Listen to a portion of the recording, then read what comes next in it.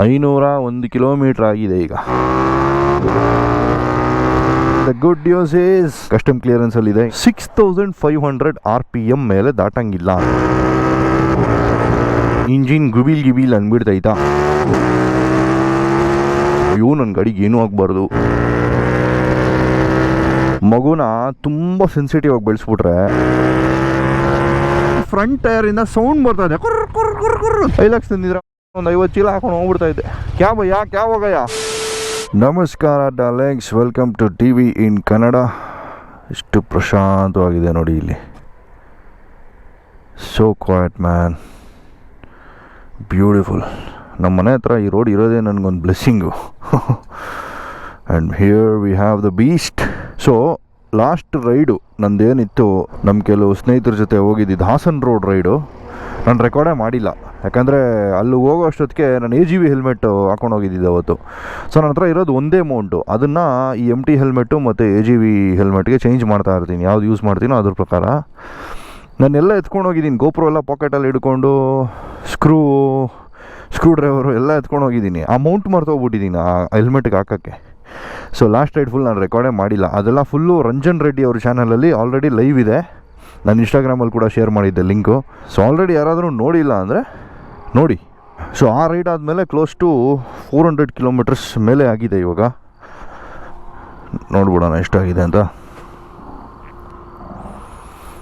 ಓಡೋಮೀಟ್ರು exact 501 kilometre. So ನಮ್ಮ ಮನೆಯಲ್ಲಿದ್ದಾಗ 450 470 ಏನೋ ಇತ್ತು. ಇವಾಗ ತಿರ್ಗಾ ಇಲ್ಲಿವರೆಗೂ ಬಂದಲ್ಲ ನೋಡಿ, ಎಕ್ಸಾಕ್ಟ್ 501 ಕಿಲೋಮೀಟ್ರ್ ಆಗಿದೆ ಈಗ, ವಿಚ್ ಈಸ್ ಗುಡ್.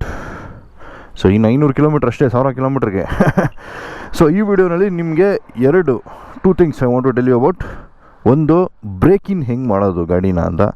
ಇನ್ನೊಂದು, ನಮ್ಮ ಸ್ಟಾಕ್ ಎಕ್ಸಾಸ್ಟ್ ಸೌಂಡ್ ಹೆಂಗೆ ಕೇಳಿಸುತ್ತೆ ಅಂತ ನಮಗೆ ಈ ವಿಡಿಯೋನಲ್ಲಿ ಕೇಳಿಸ್ತೀನಿ ನಿಮಗೆ. ಯಾಕೆಂದರೆ the good news is the final boss of accessories is already here in India.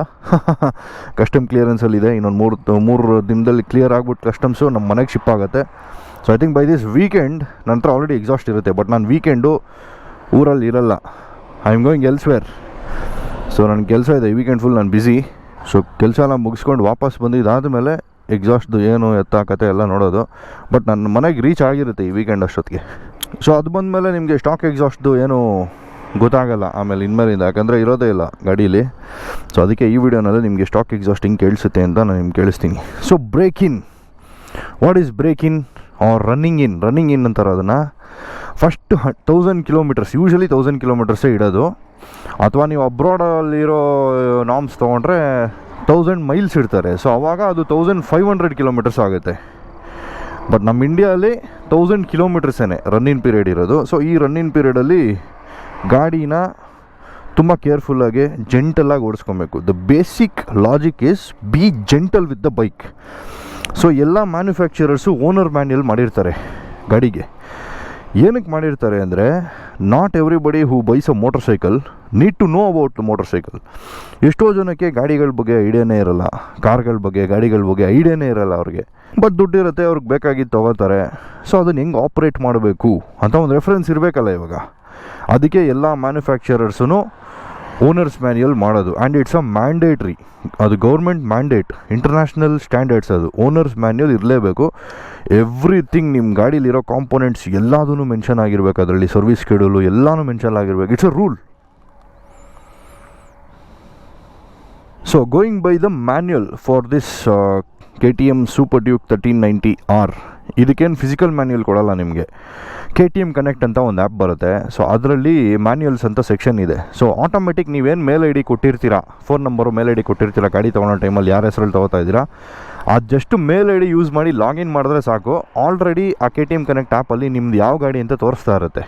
Win number ಅದಕ್ಕೆ ಅಸೋಸಿಯೇಟ್ ಆಗಿಬಿಟ್ಟಿರುತ್ತೆ ಆಲ್ರೆಡಿ. ಸೊ ಮ್ಯಾನ್ಯಲ್ ಸೆಕ್ಷನ್ಗೆ ಹೋಗ್ಬಿಟ್ಟು ಮ್ಯಾನ್ಯಲ್ ಡೌನ್ಲೋಡ್ ಮಾಡ್ಕೋಬೋದು. Otherwise KTM power parts and accessories general ವೆಬ್ಸೈಟ್ಗೆ ಹೋಗಿನೂ ಯಾರು ಬೇಕಾದರೂ ಯಾವ ಗಾಡಿ ಬೇಕಾದರೂ ಮ್ಯಾನ್ಯಲ್ ಡೌನ್ಲೋಡ್ ಮಾಡ್ಕೋಬೋದು. You don't need to own a bike to download the manual. So manual ಪ್ರಕಾರ ಫಸ್ಟ್ 1000 ಕಿಲೋಮೀಟರ್ಸು 6500 RPM ಮೇಲೆ ದಾಟಂಗಿಲ್ಲ ಅಂತ ಕೊಟ್ಟಿದ್ದಾರೆ. And after 1000 kilometres basically after first service 10,250 RPM. ವರ್ಗೂ ನೀವು ತೊಗೊಂಡೋಗ್ಬೋದು, which is the red line basically. Now the question is, do you have to stick to that number? So braking ಟೈಮಲ್ಲಿ ಅಕಸ್ಮಾತ್ ನಾವು ಜಾಸ್ತಿ ಫಾಸ್ಟಾಗಿ ಓಡಿಸಿ 6500 RPM ದಾಟಿ ಎಲ್ಲ ಓಡಿಸಿ ಆ ಥರ ಏನಾದರೂ ಮಾಡಿದರೆ ಇಂಜಿನ್ ಗುಬೀಲ್ ಅಂದ್ಬಿಡ್ತೈತಾ ಅಂತ ತುಂಬ ಜನ ಭಯ ಪಡ್ತಾರೆ. So that is exactly what I want to address in this video. ಮ್ಯಾನ್ಯಲಲ್ಲಿ 6500 RPM ಏನು ಕೊಡ್ತಾರೆ. ಸೊ ಫಸ್ಟ್ ಆಫ್ ಆಲ್ ಅವ್ರು ಏನಕ್ಕೆ ಆ ಥರ ಕೊಡ್ತಾರೆ ಅಂದರೆ, it has come from ages, ಜನ್ರೇಷನ್ಸಿಂದ ಇದೇ ಥರನೇ ಬಂದಿರೋದು ಓನರ್ ಮ್ಯಾನ್ಯಲ್ಲು. ಯಾವಾಗಲೂ ಫಸ್ಟ್ 1000 ಕಿಲೋಮೀಟರ್ಸು ಇಷ್ಟೇ ಸ್ಪೀಡಲ್ಲಿ ರನ್ ಆಗಿ ಇಷ್ಟೇ RPM ಅಲ್ಲಿ ರನ್ ಮಾಡಿ ಅಂತ ಏನಕ್ಕೆ ಸ್ಪೆಸಿಫೈ ಮಾಡ್ತಾರೆ ಅಂದರೆ, ಹಿಂದಿನ ಕಾಲದಲ್ಲಿ ಮ್ಯಾನುಫ್ಯಾಕ್ಚರಿಂಗ್ ಮೆಥಡ್ಸ್ ಇತ್ತಲ್ಲ, ಇಷ್ಟು ಅಕ್ಯುರಸಿ ಇರಲಿಲ್ಲ ಅವಾಗ. ಸೊ ಅವಾಗ ಮೆಟೀರಿಯಲ್ ಶೇಪು ಸೈಜು ಅದರೆಲ್ಲ ಪಿನ್ ಪಾಯಿಂಟ್ ಅಕ್ಯುರಸಿ ಈಗಿನ ಕಾಲದಲ್ಲಿ 2026 ಏನಿದೆ CNC ಮೆಷಿನ್ಸು ಇವೆಲ್ಲ ಆ ಕಾಲದಲ್ಲಿ ಇರಲಿಲ್ಲ. ಅವಾಗೆಲ್ಲ ಫೋರ್ಜ್ ಮಾಡೋರು, ಕಾಸ್ಟ್ ಮಾಡೋರು, ಈ ಸ್ಯಾಂಡ್ ಮೋಲ್ಡ್ಸ್ ಇಟ್ಕೊಂಡು ಆ ಥರ ಮ್ಯಾನುಫ್ಯಾಕ್ಚರ್ ಮಾಡೋರು ಎಲ್ಲ ಇಂಜಿನ್ ಕಾಂಪೊನೆಂಟ್ಸ್ ಕೂಡ. ಸೊ ಅದರಲ್ಲಿ ನಿಮಗೆ ಪಿನ್ ಪಾಯಿಂಟ್ ಪ್ರಿಸಿಷನ್ ಇರಲಿಲ್ಲ. ಸೊ ಆ ಕಾರಣಕ್ಕಾಗಿ ಏನು ಮಾಡೋರು, ಮ್ಯಾನ್ಯಲಲ್ಲಿ ಫಸ್ಟ್ 1000 ಕಿಲೋಮೀಟರ್ಸು ಮೆತ್ತಗೆ ಓಡಿಸ್ಕೊಳ್ರಪ್ಪ ಅಂತ ಕೊಡೋರು. ಯಾಕೆ ಅಂದರೆ, ಸಪೋಸ್ ಏನಾದರೂ ಸ್ವಲ್ಪ ಡಿಫ್ರೆನ್ಸ್ ಇದ್ದು ಮ್ಯಾನುಫ್ಯಾಕ್ಚರಿಂಗ್ ಒಳಗಡೆ ಇಂಜಿನ್ ಕಾಂಪೊನೆಂಟ್ಸ್ ಒಳಗಡೆ ಡಿಫ್ರೆನ್ಸ್ ಇದ್ದು ನೀವು ಹೈ ಸ್ಪೀಡಲ್ಲಿ ಓಡ್ಸೋಕ್ಕೆ ಶುರು ಮಾಡ್ತು ಅಂದರೆ, ಏನಾದರೂ ಒಂಚೂರು ಒಳಗಡೆ ಏನಾದರೂ ಬ್ರೇಕ್ ಗೀಕ್ ಆಯಿತು ಏನೋ ಆಯಿತು ಅಂದರೆ ನೀವು ಫಾಸ್ಟಾಗಿದ್ದಾಗ ಡ್ಯಾಮೇಜ್ ಆಗೋಗುತ್ತೆ, ಎಲ್ಲ ಫುಲ್ ಇಂಜಿನು ಡ್ಯಾಮೇಜ್ ಆಗುತ್ತೆ, ಪ್ಲಸ್ ರೈಡರ್ಗೆ ರಿಸ್ಕ್ ಅದು. ಅಕಸ್ಮಾತ್ ಇಂಜಿನ್ ಸೀಸ್ ಆಗೋಯ್ತು ಫಾಸ್ಟಾಗಿದ್ದಾಗ, ಆವಾಗ ಸಡನ್ನಾಗಿ ವೀಲೆಲ್ಲ ಲಾಕ್ ಆಗಿಬಿಡುತ್ತೆ, ಬಿದ್ದೋಗ್ಬಿಡ್ತಾರೆ. ಸೊ ಹಾಗೆಲ್ಲ ಆಗೋ ಚಾನ್ಸಸ್ ಇರುತ್ತೆ. ಅದಕ್ಕೆ ಸ್ಲೋ ಆಗಿ ಓಡಿಸ್ಕೊಳ್ರಿ ಅಂತ ಲಿಮಿಟ್ ಸೆಟ್ ಮಾಡ್ತಾರೆ. ಅವಾಗ ಏನಾಗುತ್ತೆ, ಇಂಜಿನಲ್ಲಿ ಏನೇ ಪ್ರಾಬ್ಲಮ್ ಇದ್ದರೂ, ಮ್ಯಾನುಫ್ಯಾಕ್ಚರಿಂಗ್ ಡಿಫೆಕ್ಟ್ ಇದ್ದರೂ ಸ್ಲೋ ಆಗಿರೋ ಕಾರಣ ನಿಮಗೆ ಜಾಸ್ತಿ ಏನೂ ಆಗಲ್ಲ. ಸೊ ಸ್ಲೋ ಆಗಿದ್ದಾಗ ಇಂಜಿನ್ ಸೀಸ್ ಆದರೂ ನೀವು ಕಂಟ್ರೋಲ್ ಮಾಡ್ಬೋದು, ಸೈಡ್ಗೆ ಹಾಕೋಬೋದು, ಸಡನ್ನಾಗಿ ಗಾಡಿ ನಿಲ್ಲುತ್ತೆ, ತೊಂದರೆ ಇಲ್ಲ, ನಿಮಗೇನು ಅಪಾಯ ಆಗಲ್ಲ, ಜೀವಕ್ಕೆ ಅಪಾಯ ಇಲ್ಲ. ಸೊ ಅದಕ್ಕೋಸ್ಕರ ಅವಾಗಿಂದನೂ ಬಂದಿದೆ ಈ ಥರ ಮ್ಯಾನ್ಯಲ್ಲು. ಈ ಸ್ಪೀಡ್ ಲಿಮಿಟು ಫಸ್ಟ್ 1000 ಕಿಲೋಮೀಟರ್ಸ್ಗೆ ಎಲ್ಲ ಅವಾಗಿಂದ ಇದು ಫಾಲೋ ಮಾಡ್ಕೊಂಡು ಬಂದಿದ್ದಾರೆ. ಸೊ ಈಗ 2026ರಲ್ಲಿ we live in an era where engineering is so advanced. ಎಷ್ಟು ಪ್ರಿಸಿಷನ್ ಇದೆ ಇಂಜಿನಿಯರಿಂಗಲ್ಲಿ ಈಗ ಮ್ಯಾನುಫ್ಯಾಕ್ಚರಿಂಗ್ ಮೆಥಡ್ಸಲ್ಲಿ ಅಂದರೆ, ಪಿನ್ ಪಾಯಿಂಟ್ ಅಕ್ಯುರಸಿ ಇರುತ್ತೆ. ಅವರು ಎಷ್ಟು ಡೈಮೆನ್ಷನ್ ಏನು ಸ್ಪೆಸಿಫೈ ಮಾಡಿರ್ತಾರೋ ಪರ್ಫೆಕ್ಟಾಗಿ ಅದೇ ಥರ ಇರುತ್ತೆ, ಸೈಜು ಶೇಪ್ ಎಲ್ಲ. ಮಿಷಿನಿಂಗ್ ಆ ಲೆವೆಲ್ ಆ್ಯಕ್ಯುರಸಿ ಪ್ರಿಸಿಷನ್ ಇರುತ್ತೆ. ಸೊ ಈಗಿರೋ ಇಂಜಿನ್ಸ್ ಎಲ್ಲ, ಮೋಸ್ಟ್ ಆಫ್ ದ ಇಂಜಿನ್ಸು ಫ್ಯಾಕ್ಟ್ರಿಲೇ ಪ್ರೀ ರನ್ ಆಗಿ ಬಂದ್ಬಿಡುತ್ತೆ. PDI ಮಾಡ್ತಾರಲ್ಲ ಫ್ಯಾಕ್ಟ್ರಿಯಲ್ಲೇ, ಅಂದರೆ ಇಂಜಿನ್ ಎಲ್ಲಿ ಮ್ಯಾನುಫ್ಯಾಕ್ಚರ್ ಮಾಡ್ತಾರೆ, ಇಂಜಿನ್ ಎಲ್ಲ ಅಸೆಂಬಲ್ ಮಾಡ್ತಾರೆ, ಅಲ್ಲೇ ಇಂಜಿನ್ನ ರನ್ ಮಾಡಿರ್ತಾರೆ ಆಲ್ರೆಡಿ. ನಮಗೆ ಕೊಡೋದಕ್ಕೆ ಗಾಡಿ ನಮ್ಮ ಕೈಗೆ ಬರೋದಕ್ಕೆ ಮುಂಚೆನೇ ರನ್ ಆಗಿರುತ್ತೆ ಇಂಜಿನ್ ಆ್ಯಕ್ಚುಲಿ, ಹಂಗೆ ನೋಡೋಕೆ ಹೋದರೆ. So these things are already ready to race. ಆದರೂ ನಾವು ಫಸ್ಟ್ 1000 ಕಿಲೋಮೀಟರ್ಸು ಜೆಂಟಲ್ ಆಗಿರಬೇಕು.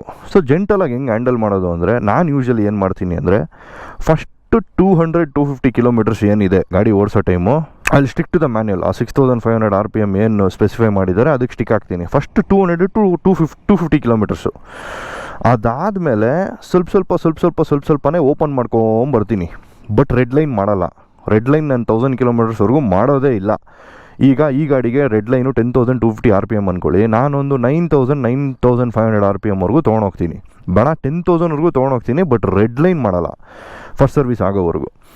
ಸೊ 250 ಕಿಲೋಮೀಟರ್ಸ್ ಆದಮೇಲೆ ಇಂಕ್ರಿಮೆಂಟಲಾಗೆ ಓಪನ್ ಮಾಡ್ಕೊಂಡು ಹೋಗ್ತೀನಿ ಗಾಡಿನ. ಇವಾಗ ಲಾಸ್ಟ್ ರೈಡಲ್ಲಿ, ಹಾಸನ್ ರೋಡ್ ರೈಡಲ್ಲಿ ಆ್ಯಕ್ಚುಲಿ ನಾನು ಬ್ಯಾಂಡ್ ವಿಡ್ತ್ ಓಪನ್ ಮಾಡಿದ್ದೀನಿ. ಈ ಗಾಡಿದು ಮ್ಯಾಕ್ಸಿಮಮ್ ಪವರ್ ಜನ್ರೇಟ್ ಆಗೋದು 10,000 RPMಲ್ಲಿ. 10,000 RPMಲ್ಲಿ ಮ್ಯಾಕ್ಸಿಮಮ್ ಹಾರ್ಸ್ ಪವರ್ ಜನ್ರೇಟ್ ಆಗುತ್ತೆ. 8,000 RPMಲ್ಲಿ ಮ್ಯಾಕ್ಸಿಮಮ್ ಟಾರ್ಕ್ ಜನ್ರೇಟ್ ಆಗುತ್ತೆ.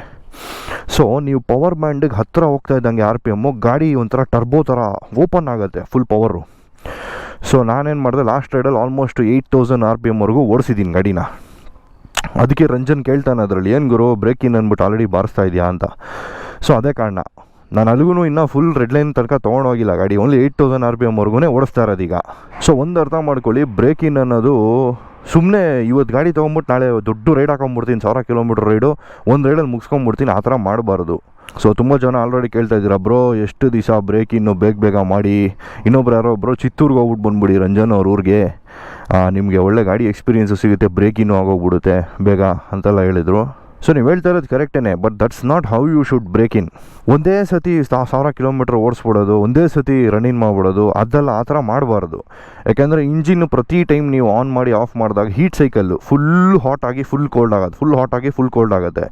ಸೊ ಆ ಥರ ಹೀಟ್ ಸೈಕಲ್ಸ್ ಆಗಬೇಕು, ಅದು ಒಂದಷ್ಟು ಹೀಟ್ ಸೈಕಲ್ಸ್ ಆಗಬೇಕು. ಯಾಕಂದರೆ ಇಟ್ಸ್ ಅ ಮೆಟಲ್, ಎಕ್ಸ್ಪ್ಯಾಂಡ್ ಆಗುತ್ತೆ, ಕಾಂಟ್ರಾಕ್ಟ್ ಆಗುತ್ತೆ, ಎಕ್ಸ್ಪ್ಯಾಂಡ್ ಆಗುತ್ತೆ, ಕಾಂಟ್ರಾಕ್ಟ್ ಆಗುತ್ತೆ. ಸೊ ಆ ಸೀಲ್ಸ್ ಇದೆಯಲ್ಲ ಇಂಜಿನ್ ಸುತ್ತ, ಕೇಸಿಂಗು, ಸಿಲಿಂಡರ್ ಹೆಡ್ಡು ಎಲ್ಲ ಸೀಲ್ಸೂ ಸೆಟಲ್ ಆಗುತ್ತೆ ಆ ಥರ ಆದಾಗ, ಎಕ್ಸ್ಪ್ಯಾಂಡ್ ಆಗಿ ಕಾಂಟ್ರಾಕ್ಟ್ ಆದಾಗ.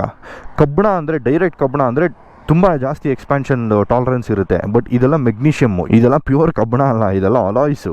ಯೂಶಲಿ ಮೆಗ್ನೀಷಿಯಮ್ ಅಲಾಯ್ಸ್ ಯೂಸ್ ಮಾಡಿರ್ತಾರೆ. ಸೊ ಇದರಲ್ಲಿ ನಿಮಗೆ ಕಾಂಟ್ರಾಕ್ಟು ಎಕ್ಸ್ಪ್ಯಾಂಡ್ ಕೇಪಬಿಲಿಟಿ ತುಂಬ ಕಮ್ಮಿ ಇರುತ್ತೆ ಆ್ಯಕ್ಚುಲಿ. ಯಾಕಂದರೆ ಸುಮ್ಮನೆ ಎಕ್ಸ್ಪ್ಯಾಂಡ್ ಆಗೋಕ್ಕೆ ಟಾಲರೆನ್ಸ್ ಕೊಡೋಕ್ಕಾಗಲ್ಲ ನಾವು ಇಂಜಿನ್ಗೆ. ಆದ್ರೂ ಆ ಹೀಟ್ ಸೈಕಲ್ ಕಂಪ್ಲೀಟ್ ಆಗಬೇಕು. ಸೊ ಹಾಗಾಗಿ ರನ್ನಿಂಗ್ ಮಾಡೋಕ್ಕೆ ಬೆಸ್ಟ್ ಏನು ಗೊತ್ತಾ, ನೀವು ಸಿಟೀಲಿ ಓಡಿಸ್ಬೇಕು. ಯು ಟೇಕ್ ಯುವರ್ ಟೈಮ್, ಆರಾಮ್ಸೆ ಒಂದು 2-3 ವೀಕ್ಸ್ ತೊಗೊಂಡು ಇಂಕ್ರಿಮೆಂಟಲ್ಲಾಗಿ ಓಡಿಸ್ಕೊಂಡು ಹೋಗ್ಬೇಕು. ಸಿಟೀಲಿ ಓಡಿಸ್ಬೇಕು, 1-2-3 ಗೇರ್ ಸಿಟೀಲಿ ಯೂಸ್ ಆಗುತ್ತೆ. ಹೈವೇಲಿ ಬಂದರೆ ನಿಮಗೆ 4-5-6 ಗೇರ್ಸ್ ಯೂಸ್ ಆಗುತ್ತೆ. ಸೊ ಎಲ್ಲ ಗೇರ್ಸ್ ಕೂಡ ಯೂಸ್ ಮಾಡಬೇಕು. ಯಾಕಂದರೆ ಗೇರಿಂಗ್ ಒಂದೊಂದು ಗೇರ್ಗೂ ಡಿಫ್ರೆಂಟ್ ಸ್ಪರ್ ಗೇರ್ಸ್ ಇರುತ್ತೆ. ನೀವು ಗೇರ್ ಚೇಂಜ್ ಮಾಡಿದಾಗ ಬೇರೆ ಬೇರೆ ಸ್ಪರ್ ಗೇರ್ಸು ಲಿಂಕ್ ಆಗ್ತಾ ಇರುತ್ತೆ ಒಳಗಡೆ. ಟ್ರಾನ್ಸ್ಮಿಷನ್ ನೋಡಿ, ಇದೇ ಟ್ರಾನ್ಸ್ಮಿಷನ್, ಈ ಟ್ರಾನ್ಸ್ಮಿಷನ್ ಬಾಕ್ಸ್ ಒಳಗಡೆ. ಸೊ ಹಾಗಾಗಿ ನೀವು ಎಲ್ಲ ಗೇರ್ಸು ಯೂಸ್ ಮಾಡಬೇಕು. ಸಿಟಿಲೂ ಓಡಿಸ್ಬೇಕು, ಹೈವೇಲೂ ಓಡಿಸ್ಬೇಕು. ಆ್ಯಂಡ್ RPM ನಾನು ಹೇಳ್ದಂಗೆ 200-300 ಕಿಲೋಮೀಟರ್ಸ್ ಫಸ್ಟು ಆದಮೇಲೆ ಲೈಟಾಗಿ ಇಂಕ್ರಿಮೆಂಟಲ್ಲಾಗೆ ಓಪನ್ ಮಾಡ್ಕೊಂಬನ್ನಿ ಇಂಜಿನ್. ಬಟ್ ಯಾವತ್ತೂ ರೆಡ್ ಲೈನ್ ಮಾಡಬಾರ್ದು. ಆಮೇಲೆ ಇನ್ನೊಂದು ಮುಖ್ಯವಾಗಿ ಗಾಡೀಲಿ ಯಾವ ಪವರ್ ಮೋಡ್ಸ್ ಇದೆ, ಯಾವ ಪವರ್ ಮೋಡು ಹೈಯೆಸ್ಟ್ ಇದೆ ಅಂತ ನೀವು ನೋಡಬೇಕು. ಸೊ ನಮ್ಮ ಸೂಪರ್ ಡ್ಯೂಕಲ್ಲಿ ತೊಗೊಂಡ್ರೆ ಪವರ್ ಮೋಡ್ಸ್ ನೀವು ಇಲ್ಲಿ ತೋರಿಸ್ತೀನಿ. ಸೊ ಮೋಟರ್ ಸೈಕಲಲ್ಲಿ ರೈಡ್ ಮೋಡು ನೋಡಿ, ಇದು ಸ್ಟ್ರೀಟ್ ಮೋಡು. ಬೇಸಿಕಲಿ ಸ್ಟ್ರೀಟ್ ಮೋಡಲ್ಲೇ ಇರುತ್ತೆ ಯಾವಾಗಲೂ. ಇದು ಒಂಥರ ಸೋಬರ್ ಮೋಡು, ಬ್ಯಾಲೆನ್ಸ್ಡ್ ಪವರ್ಫುಲ್ಲೇ ಇರುತ್ತೆ. ಬಟ್ ಸಡನ್ನಾಗಿ ಕೊಡಲ್ಲ. ನೀವು ಫುಲ್ ಓಪನ್ ಸಡನ್ನಾಗಿ ಮಾಡಿದ್ರೂ ಇಂಜಿನ್ ಓಪನ್ ಆಗಲ್ಲ ಸಡನ್ನಾಗಿ. ಅಂದರೆ ಥ್ರಾಟಲ್ ಬಾಡೀಸು ಫುಲ್ಲಾಗಿ ಓಪನ್ ಆಗಲ್ಲ. ನೀವು ಟಕ್ ಅಂತ ಓಪನ್ ಮಾಡಿದ್ರು ಅದು ಟಕ್ ಅಂತ ಫುಲ್ ಓಪನ್ ಆಗಲ್ಲ. ನಿಧಾನಕ್ಕೆ ಓಪನ್ ಆಗುತ್ತೆ, ಗ್ರ್ಯಾಜುವಲಾಗಿ ಓಪನ್ ಆಗುತ್ತೆ, ಜೆಂಟಲಾಗಿ ಓಪನ್ ಆಗುತ್ತೆ ಸ್ಟ್ರೀಟ್ ಮೋಡಲ್ಲಿ.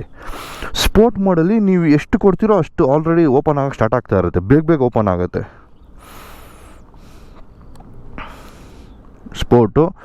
ಟ್ರ್ಯಾಕ್ ಮೋಡಲ್ಲಂತೂ ಪಿನ್ ಪಾಯಿಂಟ್ ಅಕ್ಯುರಸಿ ಇರುತ್ತೆ. ನೀವು ಎಷ್ಟು ಸ್ಲೈಟ್ ಓಪನ್ ಮಾಡ್ತೀರೋ ಅಷ್ಟು ಫುಲ್ ಓಪನ್ ಆಗುತ್ತೆ. ನೀವು ಸಡನ್ನಾಗಿ ಕೊಟ್ಟರೆ ಸಡನ್ನಾಗಿ ಓಪನ್ ಆಗುತ್ತೆ. ಪರ್ಫಾರ್ಮೆನ್ಸ್ ಮೋಡಲ್ಲೂ ಸೇಮ್ ಹಂಗೆ. ರೈನ್ ಮೋಡಲ್ಲೂ ಅಷ್ಟೇ ತುಂಬ ಕಮ್ಮಿ ಇರುತ್ತೆ, ಪವರು ಕಮ್ಮಿ ಇರುತ್ತೆ. ಪ್ಲಸ್ ನೀವು ಓಪನ್ ಮಾಡಿದ್ರೂ ಅದು ಫುಲ್ ಓಪನ್ ಆಗಲ್ಲ. ಸೊ ಐಡಿಯಲಿ ರೈನ್ ಮೋಡ್ಗೆ ಹಾಕ್ಕೊಂಡು ಓಡಿಸ್ಬೋದು ಬ್ರೇಕಿಂಗ್ ಟೈಮಲ್ಲಿ, ಅದು ತುಂಬ safe. But street mode is fine, ಏನೂ ತೊಂದರೆ ಇಲ್ಲ. ಯಾಕಂದರೆ ಸ್ಟ್ರೀಟ್ ಮೋಡಲ್ಲಿ ನಿಮಗೆ ಟ್ರಾಕ್ಷನ್ ಕಂಟ್ರೋಲ್ ಎಲ್ಲ ಸ್ವಲ್ಪ ಕಮ್ಮಿ ಇರುತ್ತೆ. ರೈನ್ ಮೋಡಲ್ಲಿ ಜಾಸ್ತಿ ಇರುತ್ತೆ ಟ್ರಾಕ್ಷನ್ ಕಂಟ್ರೋಲ್. ನಿಮಗೆ ಸುಮ್ಮನೆ ಪವರ್ ಕಟ್ ಮಾಡೋದು ಆ ಥರ ಮಾಡ್ತಿರುತ್ತೆ ಅದು. ಸೊ ರೈನ್ ಮೋಡ್ ಬೇಸಿಕಲಿ ರೈನ್ಗೆ ಗುರು. ಸ್ಟ್ರೀಟ್ ಮೋಡಲ್ಲಿ ಹಾಕೊಂಡು ಓಡಿಸ್ಬೇಕು. ಸೊ ಬೇರೆ ಬೇರೆ ಗಾಡಿನಲ್ಲಿ ಬೇರೆ ಬೇರೆ ಥರ ಪವರ್ ಮೋಡ್ಸ್ ಇರುತ್ತೆ. ನಿಮಗೆ ಅಗ್ರೆಸಿವ್ ಪವರ್ ಮೋಡು ಯಾವುದ್ರಲ್ಲಿದೆ ಅಂತ ನೀವು ನೋಡ್ಕೊಬೇಕು. ಮ್ಯಾನ್ಯಲಲ್ಲಿ ಇದ್ರದ್ದು ಕೊಟ್ಟಿದ್ದೇನೆ, ಯಾವ್ಯಾವ ಪವರ್ ಮೋಡು ಹೆಂಗೆ ರೆಸ್ಪಾನ್ಸ್ ಆಗುತ್ತೆ ಅಂತ. ಸೊ ಬ್ರೇಕಿಂಗ್ ಟೈಮಲ್ಲಿ ಅದಕ್ಕೆ ನಾನು ಸ್ಟ್ರೀಟ್ ಮೋಡಲ್ಲೇ ಓಡಿಸ್ತಾ ಇರೋದು, ಇನ್ನೂ ಮೋಡ್ಸ್ ಚೇಂಜ್ ಮಾಡಿಲ್ಲ. ಇನ್ಫ್ಯಾಕ್ಟ್ ಇದು ಸ್ಪೋರ್ಟ್ ಮೋಡು, ಪರ್ಫಾರ್ಮೆನ್ಸ್ ಮೋಡ್ಗೆಲ್ಲ ಹಾಕೊಂಬಿಟ್ರೆ ಕಿತ್ಕೊಂಡು ಹೋಗುತ್ತೆ. ಸ್ವಲ್ಪ ಕೊಟ್ಟಿದ ತಕ್ಷಣ ವೀಲಿ ಪಾಪ್ ಆಗೋಕ್ಕೆ ಸ್ಟಾರ್ಟ್ ಆಗುತ್ತೆ. ಯಾಕಂದರೆ ಅಷ್ಟು ಡೈರೆಕ್ಟ್ ರೆಸ್ಪಾನ್ಸ್ ಇರುತ್ತೆ ನಿಮ್ಮ ಥ್ರಾಟಲ್ ಬಾಡಿಗೂ. ಸೊ ಹಾಗಾಗಿ ನಾನು ಇನ್ನೂ ಸ್ಟ್ರೀಟ್ ಮೋಡಲ್ಲೇ ಓಡಿಸ್ತಾ ಇದ್ದೀನಿ. ಈಗ ಸ್ಟ್ರೀಟ್ ಮೋಡಲ್ಲೇ ಇವತ್ತು ಓಡಿಸೋದು. ನಾನು ಮೋಡ್ಸ್ ಏನೂ ಚೇಂಜ್ ಮಾಡಲ್ಲ. ಯಾಕಂದರೆ ಅದು ಗ್ರ್ಯಾಜುವಲಾಗಿ ಜೆಂಟಲಾಗಿ ತೊಗೊಳುತ್ತೆ RPM. ಆಮೇಲೆ ಫಸ್ಟ್ ಗೇರಲ್ಲಿ ಯಾವತ್ತೂ ರೆವ್ ಮಾಡೋಕ್ಕೆ ಹೋಗಬೇಡಿ. ಫಸ್ಟ್ ಗೇರಲ್ಲಿ ಗಾಡಿ ಓಡಿಸಿದಷ್ಟು ಬೇಗ RPM ಫ್ಲಕ್ಚುಯೇಟ್ ಆಗುತ್ತೆ. ಫಸ್ಟ್ ಗೇರ್ ಬಿಟ್ಬಿಟ್ಟು ಬೇರೆ ಎಲ್ಲ ಗೇರಲ್ಲೂ ನಿಮಗೆ ಲೈಟಾಗಿ ಗೇರ್ ಇನ್ಕ್ರೀಸ್ ಮಾಡ್ಕೊಂಡು ಹೋಗಿ RPMನ. So when you near to 1000 kilometres, ಇವಾಗ 900 ಕಿಲೋಮೀಟರ್ಸ್ ಓಡ್ಬಿಟ್ಟಿದೆ ಗಾಡಿ, 900-950 ಓಡಿದೆ ಅಂತ ಇಟ್ಕೊಳ್ಳಿ. ಆವಾಗ you can take the bike near to red line. So 10,250 ಏನು RPM ಇದೆ, ನೀವು 10,000ವರೆಗೂ ತೊಗೊಂಡು ಹೋಗ್ಬೋದು, ಏನು ತೊಂದರೆ ಇಲ್ಲ, just before the service. So ಹಿಂಗೆ ಮಾಡೋದ್ರಿಂದ ಏನು ಗೊತ್ತಾ, you effective break in, you are just confirming there are no leaks on the engine. Usually ಎಲ್ಲ ಇಂಜಿನಲ್ಲೂ ಸೀಲ್ಸ್ ಬರುತ್ತೆ, ನಾನು ಹೇಳಿದ್ನಲ್ಲ ಆವಾಗಲೇ. ಸೊ ಎಲ್ಲಾದರೂ ಲೀಕ್ ಆಗ್ತಾ ಇದೆಯಾ, ಎಲ್ಲಾದರೂ ಆಯಿಲ್ ಸೀಪೇಜ್ ಇದೆಯಾ ಎಲ್ಲ ಗೊತ್ತಾಗ್ಬಿಡುತ್ತೆ ನಿಮಗೆ ಈ ಥರ ಓಡಿಸಿದ್ರೆ ಗಾಡಿನ. ಒಬ್ಬೊಬ್ರು ಏನು ಮಾಡ್ತಾರೆ, ಗಾಡಿ ಬಗ್ಗೆ ಗೊತ್ತಿರಲ್ಲ ಅಥವಾ ಗಾಡಿ ಬಗ್ಗೆ ಓವರ್ ಪ್ರೊಟೆಕ್ಟಿವ್ ಆಗಿಬಿಟ್ಟಿರ್ತಾರೆ. ತುಂಬ ಕೇರ್ ಮಾಡೋರು ಏನು ಮಾಡ್ಬಿಡ್ತಾರೆ, ಮ್ಯಾನ್ಯಲಲ್ಲಿ 6500 RPM ಕೊಟ್ಟಿದ್ರೆ ಇವ್ರು ಬರೀ 3000 RPMಲ್ಲಿ ಓಡಿಸ್ತಿರ್ತಾರೆ. ಫುಲ್ 1000 ಕಿಲೋಮೀಟರ್ಸ್ ಹಂಗೆ ಓಡಿಸ್ತಾರೆ. ನನ್ನ ಗಾಡಿಗೆ ಏನೂ ಆಗಬಾರ್ದು, ಜೋರಾಗಿ ಓಡಿಸ್ಬಿಟ್ರೆ ಏನೇನೋ ಆಗ್ಬಿಡ್ತೈತೆ ಗಾಡಿ ಅಂದ್ಬಿಟ್ಟು ಭಯ ಪಡ್ತಾರೆ. ಆ ಥರ ಏನೂ ಭಯ ಪಡೋ ಅವಶ್ಯಕತೆ ಇಲ್ಲ, ಏನೂ ಆಗಲ್ಲ ಯೂಶಲಿ. ಇನ್ಫ್ಯಾಕ್ಟ್ ನೀವು ಆ ಥರ ಓಡಿಸೋದ್ರಿಂದ ಏನು ಮಾಡ್ತಾಯಿದ್ದೀರಾ, ನಿಮಗೆ ಗೊತ್ತಿರೋಲ್ಲ ಗಾಡೀಲಿ ಅಕಸ್ಮಾತ್ ಏನಾದರೂ ಪ್ರಾಬ್ಲಮ್ ಇದ್ದರೆ ನಿಮಗೆ ಗೊತ್ತೇ ಆಗಲ್ಲ ಅದು. ಯಾಕಂದರೆ ನೀವು ತುಂಬ ಕಮ್ಮಿ ಸ್ಪೀಡಲ್ಲಿ ಓಡಿಸಿರ್ತೀರಲ್ಲ. ಫಸ್ಟ್ ಸರ್ವಿಸ್ ಎಲ್ಲ ಮುಗಿಸ್ಕೊತೀರಾ, ಆಮೇಲೆ ಸ್ವಲ್ಪ ಇಂಡಕ್ಕೆ ಸ್ಟಾರ್ಟ್ ಮಾಡೋಣ ಅಂದ್ಬಿಟ್ಟು ಇಂಡಕ್ಕೆ ಸ್ಟಾರ್ಟ್ ಮಾಡಿದಾಗ ಲೀಕೇಜು ಅದು ಇದು ಏನಾದರೂ ಕಾಣಿಸ್ಕೊಂಡ್ರೆ ನಿಮ್ಗೆ ಆಮೇಲೆ ಗೊತ್ತಾಗುತ್ತೆ ಒಳಗಡೆ ಏನಾದರೂ ಪ್ರಾಬ್ಲಮ್ ಇದ್ದರೆ. ಅದಕ್ಕಿಂತ ಬೆಟರು ಇವಾಗ ನಾನು ಹೇಳಿರೋ ಮೆಥಡಲ್ಲಿ ನೀವು ಬ್ರೇಕ್ ಇನ್ ಮಾಡ್ಕೊಂಡು ಹೋದರೆ ನಿಮ್ಗೆ ಲಿಟ್ರಲಿ ಕನ್ಫರ್ಮ್ ಆಗಿಬಿಡುತ್ತೆ there is absolutely no issue with the engine ಅಂತ. 99.99999% ಏನೂ ಇಶ್ಯೂ ಇರಲ್ಲ ಯಾವ ಗಾಡಿಲೂ. 0.0000001% ಏನಿದೆಯಲ್ಲ ಚಾನ್ಸಸ್ಸು, ಅದು ಗೊತ್ತಾಗಬೇಕು ಅಂದರೆ ನೀವು ನಾನು ಹೇಳಿರೋ ಥರ ಬ್ರೇಕ್ ಇನ್ ಮಾಡಬೇಕು. ಆವಾಗ ನಿಮ್ಗೆ ಎಲ್ಲಾದರೂ ಲೀಕ್ ಆಗ್ತಾ ಇದೆಯಾ, ಕೂಲೆಂಟ್ ಏನಾದರೂ ಆಚೆ ಬರ್ತಾ ಇದೆಯಾ, ಆಯಿಲ್ ಏನಾದರೂ ಸೀಪೇಜ್ ಇದೆಯಾ, ಸೀಲ್ಸ್ ಎಲ್ಲಾದರೂ ಇದಾಗ್ತಾ ಇದೆಯಾ, ಎಲ್ಲ ಗೊತ್ತಾಗ್ಬಿಡುತ್ತೆ ನಿಮಗೆ. ಅದೊಂಥರ ಹೆಂಗೆ ಗೊತ್ತಾ, ಮಗುನ ತುಂಬ ಸೆನ್ಸಿಟಿವ್ ಆಗಿ ಬೆಳೆಸ್ಬಿಟ್ರೆ ಅದ್ರ ಬ್ರೇಕ್ ಡೌನ್ ಪಾಯಿಂಟೇ ಗೊತ್ತಾಗಲ್ಲ. ಸಡನ್ನಾಗಿ ಜೀವನದಲ್ಲಿ ಅದು ಕಷ್ಟ ಬಂದಾಗ ತಡ್ಕೊಳ್ಳಲ್ಲ, ಅದು ಅಳಕ್ಕೆ ಸ್ಟಾರ್ಟ್ ಮಾಡಿಬಿಡುತ್ತೆ ಅಥವಾ ಬ್ರೇಕ್ ಡೌನ್ ಡಿಪ್ರೆಷನ್ ಕೊಟ್ಟೋಗುತ್ತೆ. ಅದೇ ಇನ್ನೊಂದು ಮಗುನ ನೀವು ಕಷ್ಟದಲ್ಲಿ ಬೆಳೆಸಿರ್ತೀರ, ಅದು ಆಲ್ರೆಡಿ ರೆಡಿ ಇರುತ್ತೆ ವರ್ಲ್ಡ್ಗೆ. ಸೊ ನಿಮ್ಗೆ ಅದ್ರ ಬ್ರೇಕಿಂಗ್ ಪಾಯಿಂಟ್ ಗೊತ್ತಿರುತ್ತೆ, ಎಷ್ಟು ಕೇಪಬಿಲಿಟಿ ಇದೆ ಅದಕ್ಕೆ ಅಂತ ನಿಮಗೊಂದು ಐಡಿಯಾ ಇರುತ್ತೆ. ಸೊ ಹಂಗೆ ಗಾಡಿಲೂ if not exactly the same, almost ಅದೇ ಲಾಜಿಕ್ಕೇನೆ. ನೀವು ಬ್ರೇಕಿಂಗ್ ಟೈಮಲ್ಲಿ ತುಂಬ ಓವರ್ ಜೆಂಟಲ್ ಆಗಿರೋದು, ಓವರ್ ಪ್ರೊಟೆಕ್ಟಿವ್, ಓವರ್ ಸೆನ್ಸಿಟಿವ್ ಆಗಿರೋ ಅವಶ್ಯಕತೆ ಇಲ್ಲ. Stick to the manual for first 200-250 kilometres. ಆದಮೇಲೆ ಇಂಕ್ರಿಮೆಂಟಲ್ ಆಗಿ RPMನ ಇಂಕ್ರೀಸ್ ಮಾಡ್ಕೊಂಬನ್ನಿ, ಎಲ್ಲ ಗೇರ್ಸು ಯೂಸ್ ಮಾಡಿ ಮುಖ್ಯವಾಗಿ. And don't rush it. Time ತೊಗೊಂಡು 1 ವೀಕ್ 2 ವೀಕ್ 3 ವೀಕ್ಸ್ ನಿಮಗೆ ಟೈಮ್ ಆದಾಗೆಲ್ಲ ಗಾಡಿ ಓಡಿಸೋರು ಬೆಟರು. ಆಮೇಲೆ ಇನ್ನೊಬ್ಬೊಬ್ರು ಏನು ಮಾಡ್ಬಿಡ್ತಾರೆ, ಗಾಡಿ ಓಡಿಸೋದೇ ಇಲ್ಲ, ತೊಗೊಂಬಿಟ್ಟು ನಿಲ್ಸ್ಕೊಂಬಿಡ್ತಾರೆ. ಎಷ್ಟೋ ನಾನು ಆ್ಯಕ್ಚುಲಿ ಸಲಾಗ ತೊಗೊಂಡಿದ್ದಾಗ ನಮ್ಮ S1000RR ಆ ಗಾಡಿ ಬರೀ 720 ಕಿಲೋಮೀಟ್ರ್ ಓಡಿತು. ನಾನು ಯಾವಾಗ ತೊಗೊಂಡಿದ್ದೆ 23 ಅನಿಸುತ್ತೆ. ಆ ಗಾಡಿ ಬಂದು 18 ಮಾಡಲು 2018 ಸೇಲ್ ಆಗಿದೆ. ಅಪ್ಪ ಓಡಿಸೇ ಇಲ್ಲ ಅದನ್ನು, ಸುಮ್ಮನೆ ತೊಗೊಂಬಂದು ಮನೇಲಿ ನಿಲ್ಲಿಸ್ಕೊಂಡವ್ರೆ. ನಾನು ತೊಗೊಳ್ಳೋವಾಗಲೇ ಇನ್ನೂ 780 ಕಿಲೋಮೀಟರ್ಸ್ ಏನೋ ಓಡಿತ್ತು ಅಷ್ಟೇ ಗಾಡಿ ಅದು. ಸೊ ಆ ಥರನೂ ಮಾಡಬಾರ್ದು, ಯಾಕಂದರೆ ಅದು ಇನ್ನೂ ಪ್ರಾಪರಾಗಿ ಬ್ರೇಕ್ ಇನ್ ಕೂಡ ಆಗಿರಲಿಲ್ಲ. ಫಸ್ಟ್ ಸರ್ವಿಸ್ ಯೂಸಲ್ಲಿ 1000 ಕಿಲೋಮೀಟ್ರಿಗೆ ತಾನೇ ಮಾಡೋದು, or 1 month whichever comes early ಅಂತ ಹೇಳ್ತಾರೆ. ಸೊ ಅವ್ರದ್ದು ಆಲ್ರೆಡಿ ಟೈಮ್ ಆಗೋಗಿರುತ್ತೆ ಅಂದ್ಬಿಟ್ಟು ಸುಮ್ಮನೆ ಮಾಡಿರ್ತಾರೆ ಸರ್ವಿಸು, ಬಟ್ ಏನು ಯೂಸ್ ಇಲ್ಲ, ಯಾಕಂದರೆ ಗಾಡಿ ಓಡೇ ಇಲ್ವಲ್ಲ.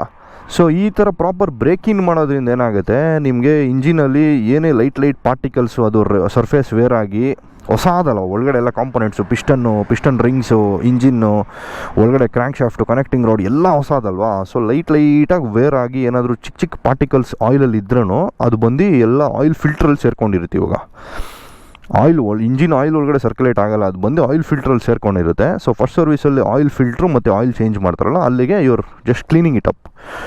ಸೊ ತುಂಬ ಜನ ಓಡಿಸೋದೇ ಇಲ್ಲ ಗಾಡಿನ, ಸುಮ್ಮನೆ ಬಂದು ಮನೇಲಿ ನಿಲ್ಲಿಸ್ಕೋತಾರೆ. ಆಮೇಲೆ ಸರ್ವಿಸಿಗೆ ಟೈಮ್ ಆಗೋಯ್ತು ಅಂತ ಸರ್ವಿಸ್ ಮಾಡಿಸ್ತಾರೆ. ಅಲ್ಲಿ ಏನೂ ಇರೋದೇ ಇಲ್ಲ, ಆಯಿಲ್ ಚೇಂಜ್ ಮಾಡಿದ್ರೂ ನಿಮ್ಗೇನು ಸಿಕ್ಕಲ್ಲ ಅದರಲ್ಲಿ, ಯಾಕಂದರೆ ಗಾಡಿ ಓಡೇ ಇಲ್ವಲ್ಲ ಅದರಲ್ಲಿ. ಸೊ ಹಂಗೆಲ್ಲ ಆಗುತ್ತೆ. ಆ ಥರನೂ ಮಾಡಬಾರ್ದು, ತುಂಬ ಅಬ್ರಪ್ಟಾಗೂ ಇರಬಾರ್ದು, ಓಡಿಸ್ದೇ ಸುಮ್ಮನೆ ಹಂಗೆ ಬಿಟ್ಬಿಡೋದು, ಆ ಥರನೂ ಮಾಡಬಾರ್ದು ಗಾಡಿನ. B gentle. ಸೊ ಪ್ರಾಬ್ಲಮ್ ಏನಂದರೆ, ನಾನು ಇವಾಗ ಏನು ಹೇಳಿದೆ ಇಷ್ಟೆಲ್ಲ ನಿಮಗೆ ಅರ್ಥ ಆಗಬೇಕು ಅಂದರೆ ಗಾಡಿ ಹೆಂಗೆ ಫಂಕ್ಷನ್ ಆಗುತ್ತೆ, ಮೆಕ್ಯಾನಿಸಮ್ ಏನು, ಅದೆಲ್ಲ ನಿಮ್ಗೆ ಐಡಿಯಾ ಇರಬೇಕು. ಅದೆಲ್ಲ ತುಂಬ ಜನಕ್ಕೆ ಇರಲ್ಲ ಆಬ್ವಿಯಸ್ಲಿ. ಅದಕ್ಕೇ ಈ ಓನರ್ಸ್ ಮ್ಯಾನ್ಯಲ್ ಎಲ್ಲ ಮಾಡೋದು, ಸ್ವಲ್ಪ ಸೇಫಾಗಿರಲಿ, ಆ ರೆಫರೆನ್ಸ್ ಅಟ್ಲೀಸ್ಟ್ ನೋಡ್ಕೊಂಡು ಸೇಫಾಗಿ ಓಡಿಸ್ಕೊಳ್ಳಿ ಅಂತ. But if you know about the subject yourself, you literally don't need a manual. So that side ಬನ್ನಿ ಇವಾಗ ಹೋಗೋಣ. ಒಂದೇ ಆ್ಯಂಗಲಲ್ಲಿ ಕುತ್ಕೊಂಡು ಮಾತಾಡಿ ಐ ಥಿಂಕ್ ನಿಮಗೆ ಹೆವಿ ಶೂಟ್ ಹಾಕ್ಬಿಟ್ಟಿದ್ದೀನಿ. ಇಟ್ಸ್ ಎ ಗಾರ್ಜಿಯಸ್ ಮಿಷಿನ್ ಗುರು. ನಮ್ಮ ಅಪಾರ್ಟ್ಮೆಂಟಲ್ಲೂ ಅಷ್ಟೇ ಚಿಕ್ಕ ಹುಡುಗರು ಸುಮ್ಮನೆ ಹೋಗ್ತಾ ಇರ್ತಾರೆ. ಈ ಕಲರ್ ಯಾವ ಥರ ಅಟ್ರಾಕ್ಟ್ ಮಾಡುತ್ತೆ ಅವ್ರನ್ನ ಅಂದರೆ, ಇದೊಂಥರ ಒಳ್ಳೆ ಲಾಲಿಪಾಪ್ ಕಲರ್ ಥರ ಇದೆಯಲ್ಲ, ಪಪ್ಪ ಇದರ್ದೇಕೋ ಅಮ್ಮ ಇದರ್ದೇಕೋ ಅಂತ ಕಿರ್ಸ್ತಾ ಇರ್ತಾರೆ. ನನಗೆ ಮೇಲೆ ಮನೇಲಿ ಕೂತ್ಕೊಂಡೇ ಕೇಳಿಸ್ತಾ ಇರುತ್ತೆ. ಚಿಕ್ಕ ಮಕ್ಕಳು ಅಲ್ಲಿ ಗಾಡಿ ನೋಡೋಕೆ ಬರ್ತಾರೆ. ಅಕಸ್ಮಾತ್ ನಾನು ಕವರ್ ಹಾಕಿಲ್ಲ ಅಂದರೆ, ಯೂಶಲಿ ಕವರ್ ಹಾಕಿರ್ತೀನಿ. ಸೊ ಈ ಕಲರ್ ಹಂಗೆ ಪಾಪ್ ಆಗುತ್ತೆ. ಇದು ಕವಾಸಾಕಿ ಗ್ರೀನು ಬಂದು ಹೆವಿ ಪಾಪಿಂಗ್ ಗ್ರೀನ್ ಅದು. ಸೊ ಅದೂ ಅಷ್ಟೇ ಹಂಗೆ. KTM ಅಂದ್ರೇ ಆರೆಂಜ್ ಗುರು, ಆರೆಂಜ್ ಇದ್ರೇ ಅದು ಪ್ರಾಪರ್ KTM. ಸೊ ಓಡೋಣ. ನಿಮಗೆ ಗಾಡಿ ಸೌಂಡ್ ಕೇಳಿಸ್ತೀನಿ ಇವತ್ತು. ಬ್ಯೂಟಿಫುಲ್ ಆಗಿದೆ ಗಾಡಿ ಸೌಂಡು. ಆ್ಯಕ್ಚುಲಿ ಅಲ್ಲಿ ಏನೋ ಆಗಿದೆ, ತುಂಬ ಗಾಡಿಗಳು ಅವಾಗಲೇ ನಿಂತ್ಕೊಂಡಿತ್ತು. ಅದನ್ನು ದಾಟಿ ಇದಾದಮೇಲೆ ಎಳಿಬೋದು. ಬಟ್ ಅಲ್ಲಿ ಏನೋ ಚೆಲ್ಲಿದೆ, ಯಾವುದೋ ಗಾಡಿ ಏನೋ ಸುರಿಸ್ಕೊಂಡಿದೆ ಅಲ್ಲಿ. ಹೋಗಿ ನೋಡೋಣ ಇರಿ. ಮೈಕ್ ಆನ್ ಮಾಡ್ಕೊಂಬಿಡ್ತೀನಿ. ನನ್ನ ಹೊಸ ಗ್ಲೌಸು ಡೆನಿಸ್. ಸೊ ಡೆನಿಸ್ ಯಾವತ್ತೂ ನನ್ನ ಗ್ಲೌಸೇ ಇರಲಿಲ್ಲ ನನ್ನ ಹತ್ರ. ಆಲ್ಪೈನ್ ಸ್ಟಾರ್ಸ್ ನಾನು ಯೂಸ್ ಮಾಡ್ತಾಯಿದ್ದಿತ್ತು. ಸೊ ಅದೂ ಹೋಗ್ಬಿಟ್ಟಿದೆ ತಿರ್ಗಾ. ಒಂದು ಸರಿ ಸ್ಟಿಚಿಂಗ್ ಬಿಚ್ಕೊಂಡ್ಬಿಟ್ಟಿತ್ತು, ನೆನಪ ಇದೆಯಾ? ತಿರ್ಗಾ ಬಿಚ್ಕೊಂಡಿದೆ, ಮಾಡಿಸ್ತೀನಿ. ಬಟ್ ನಾನು ಡೆನಿಸ್ ಸೂಟ್ಗೆ ಡೆನಿಸ್ ಗ್ಲೌಸ್ ಇದ್ದರೆ ಚೆನ್ನಾಗಿರುತ್ತೆ ಅಂದ್ಬಿಟ್ಟು ತೊಗೊಂಡೆ. 20,000 ಇದು. ಕಾಸ್ಟ್ಲಿ ಇವರು ಡೆನಿಸು, ಬಟ್ ನೆಕ್ಸ್ಟ್ ಲೆವೆಲ್ ಪ್ರೊಟೆಕ್ಷನ್ ಅಂದ್ಕೊಳ್ಳಿ. MotoGP ಲೆವೆಲ್ ಗೇರ್ಸ್ ಅಲ್ಲ ಇವೆಲ್ಲ. ಸೊ ಇದು ಡ್ರೂಡ್ 4 ಅಂತ. ಇದು ಕಾರ್ಬನ್, ಇದೆಲ್ಲ ಫುಲ್ ಕಾರ್ಬನ್. ಇದು ನೋಡ್ತಾ ಇದ್ದೀರಾ, ಇದೆಲ್ಲ ಕಾರ್ಬನ್ ಫೈಬರ್. ಡ್ರೂಡ್ 4 2020 ಮೇಲೆ ಆಗುತ್ತೆ. ನೀವು ಇನ್ನು ತೊಗೋಬೇಕಂದ್ರೆ. ಇನ್ನೂ ಬ್ರೇಕಿನ್ ಆಗಬೇಕು. ಇದೂ ಲಾಸ್ಟ್ ರೈಡಲ್ಲಿ ಹಾಕೊಂಡು ಹೋಗಿದೆ, ಸ್ವಲ್ಪ ಲೂಸ್ ಆಗಿದೆ ಇವಾಗ, ಎಷ್ಟೋ ಪರವಾಗಿಲ್ಲ. ಸೊ ಸ್ಟಾರ್ಟಿಂಗ್ 2-3 ರೈಡ್ಸು ನಿಮಗೆ ಬ್ರೇಕಿಂಗ್ ಟೈಮ್ ಬೇಕು. ಇದಕ್ಕೂ ಅಷ್ಟೇ, ಲೆದರ್ಸ್ ಅಲ್ವಾ, ಸೊ ಪ್ರೆಷರ್ ಪಾಯಿಂಟ್ಸು ಎಲ್ಲ ಎಕ್ಸ್ಪ್ಯಾಂಡ್ ಆಗುತ್ತೆ ನಮಗೆ. ಒಂದೊಂದು ಕಡೆ ಫಿಂಗರ್ಸಲ್ಲಿ ಇಲ್ಲೆಲ್ಲ ಹಿಡಿಯುತ್ತೆ, ಅದೆಲ್ಲ ಲೂಸ್ ಆಗುತ್ತೆ ಹಾಕೊಂಡು. ಆಮೇಲಿಂದ ಫುಲ್ಲು ನಿಮಗೆ ಗ್ರಿಪ್ ಸಿಗುತ್ತೆ, ಫುಲ್ ಫ್ರೀ ಆಗುತ್ತೆ ಗ್ಲೌಸು. ಸೊ ಅದಕ್ಕೆ ಹಾಕೊಂಡು ಎಷ್ಟಾಗುತ್ತೋ ಅಷ್ಟು ಬ್ರೇಕಿಂಗ್ ಮಾಡ್ತಾಯಿದ್ದೀನಿ ಇದನ್ನು. ಆಮೇಲೆ ನಿಮ್ಗೆ ಹೇಳೋದೇ ಮರ್ತೋದೆ, ನಾನು ಇವಾಗ ಏನು ಹೇಳಿದೆ, ಈ ಬ್ರೇಕಿಂಗ್ ಮೆಥಡು ಇದನ್ನು ಆ್ಯಕ್ಚುಲಿ MC ಗರಾಜ್ ಅವರು ಕನ್ಫರ್ಮ್ ಮಾಡಿದ್ದಾರೆ. ಅವ್ರು ಆ್ಯಕ್ಚುಲಿ 2 ಇಂಜಿನ್ ತೊಗೋತಾರೆ. 2 ಇಂಜಿನ್ ತೊಗೊಂಡು ಒಂದನ್ನು ಫುಲ್ಲಾಗಿ ಮ್ಯಾನ್ಯುವಲ್ ಪ್ರಕಾರನೇ ಓಡಿಸ್ತಾರೆ, ಇನ್ನೊಂದನ್ನು ಫುಲ್ ಅಬ್ರಪ್ಟಾಗೆ ಯೂಸ್ ಮಾಡ್ತಾರೆ. ಆ್ಯಕ್ಚುಲಿ ರಗಡಾಗಿ ಯೂಸ್ ಮಾಡ್ತಾರೆ. ಸೊ 1000 ಕಿಲೋಮೀಟ್ರ್ ಆದಮೇಲೆ ಎರಡ್ರದ್ದು ಫುಲ್ ಆಯಿಲೆಲ್ಲ ತೆಗ್ದು ಒಳಗಡೆ pin to pin piston rings, piston, gap ಎಲ್ಲ ಇನ್ಸ್ಪೆಕ್ಟ್ ಮಾಡ್ತಾರೆ ಒಳಗಡೆ ಎಲ್ಲ. ಲಿಟ್ರಲಿ ಏನೂ ಡಿಫ್ರೆನ್ಸ್ ಇರಲ್ಲ ಗುರು, ಎರಡೂ ಸೇಮ್ ಹಂಗೆ ಅಷ್ಟೇ ಇರುತ್ತೆ, ಏನೂ ಡಿಫ್ರೆನ್ಸೇ ಇರಲ್ಲ ಎರಡರಲ್ಲೂ. ಸೊ ಅದನ್ನೇ ಹೇಳಿದ್ದು ನಿಮಗೆ, ಏನೂ ಆಗಲ್ಲ ಅಂತ. ಸೊ ನಿಮ್ಗೆ ಫುಲ್ ವೀಡಿಯೋ ನೋಡಿ ಬೇಕಾದರೆ ನಾನು ಅದು ಲಿಂಕ್ ಹಾಕಿರ್ತೀನಿ ಡಿಸ್ಕ್ರಿಪ್ಷನಲ್ಲಿ, MC ಗರಾಜ್ ಅವ್ರದ್ದು. ನಿಮಗೆ ನನ್ನ ಮೇಲೆ ನಂಬಿಕೆ ಇಲ್ಲ ಅಂದರೆ ನೋಡೋಣ. ಸೊ ನಾನಿವತ್ತು ಆಲ್ಮೋಸ್ಟ್ 9000 RPMವರೆಗೂ ತೊಗೊಂಡೋಗ್ತೀನಿ ಗಾಡಿನ. ಸೊ ಇದೇನು ಟಾಪ್ ಸ್ಪೀಡ್ ಟೆಸ್ಟು ಅಲ್ಲ, ಎಂಥದ್ದು ಅಲ್ಲ, ಜಸ್ಟ್ ಪವರ್ ಬ್ಯಾಂಡ್ ಯೂಸ್ ಮಾಡ್ತೀನಿ ಅಷ್ಟೇ. ಯಾಕಂದರೆ 500 ಕಿಲೋಮೀಟ್ರ್ ಓಡಿದೆ ಗಾಡಿ, ಇನ್ನು ಆರಾಮಾಗಿ ನಾನು ಪವರ್ ಬ್ಯಾಂಡ್ ಯೂಸ್ ಮಾಡೋಕ್ಕೆ ಸ್ಟಾರ್ಟ್ ಮಾಡ್ಬೋದು ಫುಲ್ಲಾಗಿ. ಲಾಸ್ಟ್ ರೈಡಲ್ಲೇ ನಾನು 8000 RPMವರೆಗೂ ಓಡಿಸ್ತಿದ್ದೆ. ಸೊ ಇವತ್ತು 9000 RPMವರೆಗೂ ಓಡಿಸ್ತೀನಿ. ಸೊ ಗಾಡಿ ಹೆಂಗೆ ಕೇಳಿಸುತ್ತೆ ಎಲ್ಲ ನಿಮಗೆ ಇವತ್ತು ಗೊತ್ತಾಗುತ್ತೆ. ಆ್ಯಂಡ್ ಗಾಡಿ ಸೌಂಡ್ ಕೂಡ ಚೇಂಜ್ ಆಗಿದೆ ಆ್ಯಕ್ಚುಲಿ ಲೈಟಾಗಿ, ನನಗೆ ಫೀಲ್ ಆಯಿತು. ಫಸ್ಟ್ ಸ್ಟಾರ್ಟಿಂಗಲ್ಲಿ ಇದ್ದಷ್ಟು ಕ್ವೈಟ್ ಇಲ್ಲ ಗಾಡಿ ಇವಾಗ. ಸೊ ಎಕ್ಸಾಸ್ಟ್ ಕೂಡ ಸಿಂಕ್ ಆಗಿಬಿಟ್ಟಿದೆ. ಸೊ ಎಕ್ಸಾಸ್ಟೂ ಅಷ್ಟೇ, ಹೀಟ್ ಸೈಕಲ್ಸು ಅದೆಲ್ಲ ಹೋಗಿದ್ದಾದಮೇಲೆ ಅಲ್ಲಿ ಕಾರ್ಬನ್ ಡೆಪಾಸಿಟ್ಸ್ ಆಗಿ ಆ ಗ್ಯಾಪೆಲ್ಲ ಫಿಲ್ ಆಗಿ ನಿಮಗೆ ಪ್ಯೂರ್ ಇದ್ರದ್ದು ಒರಿಜಿನಲ್ ಸೌಂಡ್ ಏನು ಬರುತ್ತೆ, V-twin ಸೌಂಡ್, ಅದು ಬರೋಕ್ಕೆ ಸ್ಟಾರ್ಟ್ ಆಗುತ್ತೆ. ಸೊ ಅದೆಲ್ಲ ಕೇಳಿಸ್ಕೊತೀರಾ ಇವತ್ತು. ಅಲ್ಲಿ ತನಕ ಹೋಗ್ಬಿಡೋಣ ಫಸ್ಟು. ಅಲ್ಲಿ ಏನೂ ಆಗಿದೆ, ಏನಂತ ಗೊತ್ತಿಲ್ಲ, ಹತ್ರ ಹೋಗಿ ನೋಡೋಣ, ಅಲ್ಲಿಂದ ಪುಷ್ ಮಾಡೋಣ.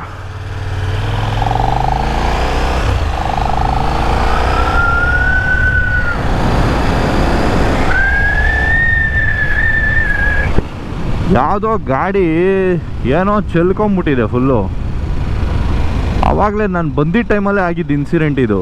ಸೊ ಸಡನ್ನಾಗಿ ಎಲ್ಲ ಗಾಡಿಗಳು ಇಲ್ಲಿ ಬಂದು ನಿಂತಿದ್ದು. ಏನಕ್ಕೆ ಅಂತ ನಾನು ಅಲ್ಲಿಂದನೇ ನೋಡ್ತಿದ್ದೆ. ಓ ಯಾವುದೋ ಸಿಮೆಂಟ್ ಗುರು ಇದು.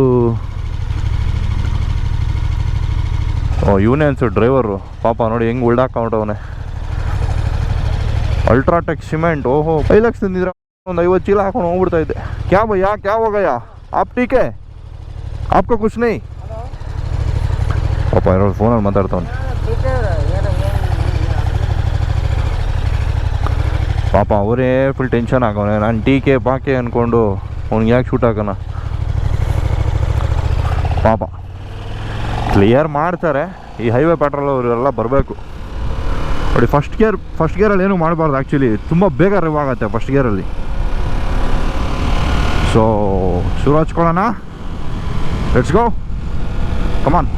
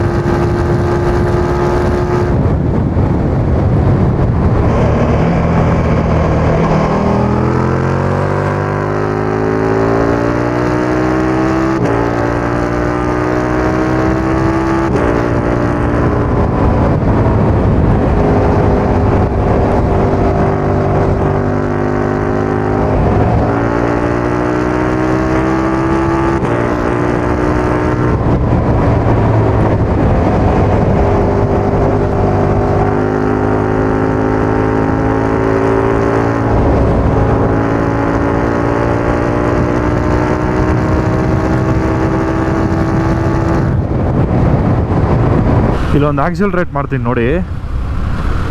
ಸ್ಟ್ರೀಟ್ ಮೋಡ್ ಇದು, ಸ್ಪೋರ್ಟ್ ಕೂಡ ಅಲ್ಲ. ಹೆಂಗೆ ಹೋಗುತ್ತೆ ನೋಡಿ, ಅಬ್ಸರ್ವ್ ಮಾಡಿ.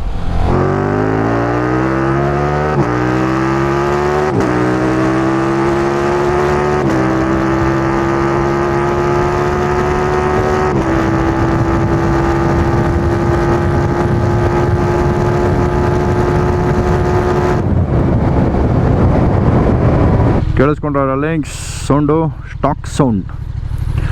ಸೊ ಇವಾಗ ಏನು ನೋಡಿದ್ರಿ ನೀವು ಆಕ್ಸಲರೇಷನ್ನು, ಇದು ಬೇಸಿಕ್ ಈ ಗಾಡಿಗೆ ಒಂಥರ ಲೋ ಪವರ್ ಮೋಡಲ್ ಇದೆ. ಇನ್ನು ಸ್ಟ್ರೀಟ್ ಮೋಡಲ್ಲಿ ಅದೇ ನನ್ನ ಸ್ಪೋರ್ಟು ಪರ್ಫಾರ್ಮೆನ್ಸ್ಗೆಲ್ಲ ಹಾಕ್ಕೊಂಡ್ರೆ ರಪ್ ಅಂತ ಕೊಡುತ್ತೆ, ಫುಲ್ ಓಪನ್ ಆಗುತ್ತೆ ಥ್ರಾಟಲ್ಲು. ಇನ್ನು ನೆಕ್ಸ್ಟ್ ಲೆವೆಲ್ ಬ್ರೂಟಲ್ ಆಕ್ಸಲರೇಷನ್ ಇರುತ್ತೆ. ಸೊ ಅದು ಫಸ್ಟ್ ಸರ್ವಿಸ್ವರೆಗೂ ಆ ಮೋಡ್ಸ್ ಎಲ್ಲ ನಾನು ಯೂಸ್ ಮಾಡಲ್ಲ. ಈಗ ಇನ್ನೂ ತುಂಬ ಇದೆ ಡಾರ್ಲಿಂಗ್ಸ್ ನೋಡೋಕ್ಕೆ, ನೀವು ಜಸ್ಟ್ ಹ್ಯಾವ್ ಟು ವೆಯ್ಟ್. ಆಮೇಲೆ ನಾನು ಹೊಸ ಫೈನಲ್ ಬಾಸ್ ಆಕ್ಸೆಸರಿ ಬಂದಾಗ ಅದ್ರ ಜೊತೆ ಮ್ಯಾಪ್ ಕೂಡ ಬರುತ್ತೆ. ಗಾಡಿ ಇನ್ನೂ ಮೆಂಟಲ್ ಆಗಿರುತ್ತೆ. ಇಂಜಿನ್ ಸ್ಮೆಲ್ಲು, ಹೊಸ ಗಾಡಿ ಸ್ಮೆಲ್ಲು ಹೆಂಗೆ ಬರ್ತಾಯಿತ್ತು ಗೊತ್ತಾ? ಹೀಟ್ ಆಗುತ್ತಲ್ಲ ಗಾಡಿ, ಅವಾಗೆಲ್ಲ ಮೆಟಲ್ ಸ್ಮೆಲ್ ಬರುತ್ತೆ. ಸೊ ಇದನ್ನೇ ಹೇಳಿದ್ದು ಹೀಟ್ ಸೈಕಲ್ ಅಂತ. ಈ ಹೀಟ್ ಸೈಕಲ್ಲು ನೀವು ಒಂದಷ್ಟು ಹೀಟ್ ಸೈಕಲ್ಸು ಮಾಡಬೇಕು. ಕೂಲ್ ಆಗಬೇಕು, ಬಿಸಿ ಆಗಬೇಕು, ಕೂಲ್ ಆಗಬೇಕು, ಬಿಸಿ ಆಗಬೇಕು, ಆ ಥರ ಮಾಡಬೇಕು. ಸೊ ನೋಡಿ, ಕನ್ಸಂಪ್ಷನ್ ಆ್ಯಕ್ಚುಲಿ 15 km/L ತೋರಿಸ್ತಾ ಇದೆ. ಒಳ್ಳೆ ಮೈಲೇಜ್ ಕೊಟ್ಟಿದೆ ಗುರು. ಲಾಸ್ಟು ನನಗೆ ನಾನು ಒಂದು ಫುಲ್ ಟ್ಯಾಂಕಲ್ಲಿ 240-250 km ಓಡಿದೆ ಗಾಡಿ. ಒಂದು ಫುಲ್ ಟ್ಯಾಂಕಲ್ಲಿ 250 km ಓಡಿದೆ. ಮೈಲೇಜ್ ಆ್ಯಕ್ಚುಲಿ 15ಕ್ಕಿಂತ ಜಾಸ್ತಿ ಕೊಡ್ತಾಯಿದೆ. ನಾನು ಇನ್ನೂ ಸ್ಲೋ ಆಗಿ ಓಡಿಸ್ಕೋತು ಅಂದರೆ 120ಲೇ ಓಡಿಸ್ತೀನಿ. 5000 RPM 6000 RPM ಅಲ್ಲೇ ಓಡಿಸ್ತೀನಿ ಅಂದರೆ ಇನ್ನೂ ನೆಕ್ಸ್ಟ್ ಲೆವೆಲ್ ಬರುತ್ತೆ mileage. Almost close to 18 km 20 km ಬರ್ಬೋದು ಮೈಲೇಜ್ ನನಗೆ ಗೊತ್ತಿದ್ದಂಗೆ. ಸೊ ಇದು ನಾನು ಸ್ವಲ್ಪ ಹಿಂಡಾಡ್ತಾ ಇದ್ದೀನಿ ಲಾಸ್ಟ್ ರೈಡಿಂದ, ಆದ್ರೂ 15 km ತೋರಿಸ್ತಾ ಇದೆ ಮೈಲೇಜ್ ನೋಡಿ, 15 kmpl. ಇವಾಗ ಒಂಥರ ಗ್ರಂಟೇ ಚೇಂಜ್ ಆಗಿಬಿಟ್ಟಿದೆ ಗಾಡಿದು. ಆ್ಯಕ್ಚುಲಿ ಸ್ಟಾರ್ಟಿಂಗ್ ನಾನು ತೊಗೊಂಡಾಗ ಇಷ್ಟು ಸೌಂಡ್ ಇರಲಿಲ್ಲ, ಸೈಲೆಂಟ್ ಆಗಿತ್ತು ಗಾಡಿ. ಇವಾಗ ಆರ್ಭಟ ಶುರು ಆಗಿದೆ ಆಲ್ರೆಡಿ. ಸ್ಟಾಕ್ ಎಕ್ಸಾಸ್ಟಲ್ಲಿ ನೋಡೋಣ.